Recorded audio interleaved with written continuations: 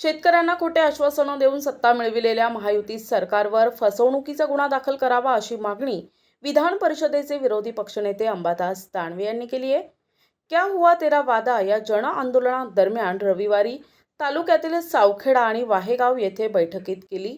यावेळी दानवे बोलत होते। सावखेडा आणि वाहेगावातील नागरिकांशी संवाद साधताना दानवे म्हणाले, विविध पिकांचा हमीभाव सरकारनं जाहीर केलाय, त्यात सोयाबीनचा हमीभाव वर्षीपेक्षाही कमी।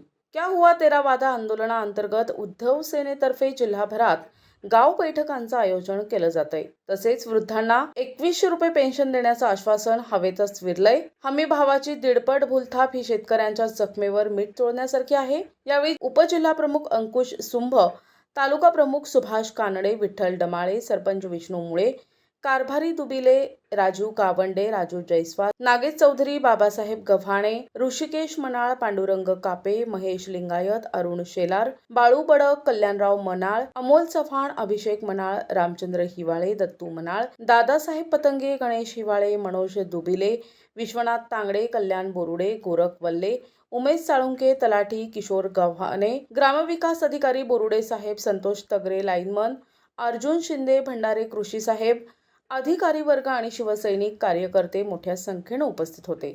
गंगापूर तालुक्यातील वाहेगाव येथे शेतकऱ्यांशी संवाद साधताना विधान परिषदेचे विरोधी पक्षनेते अंबादास दानवे, यावेळी उपस्थित शेतकरी, ग्रामस्थ मोठ्या संख्येने उपस्थित होते।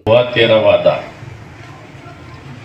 आता बऱ्याच जणांना वाटतंय काय राजकीय पक्षाचं कसं असतं, जाहीर सभा, तीव्र निदर्शने, धरणे, हे क्या हुआ तेरा वादा। आता इथं वायदे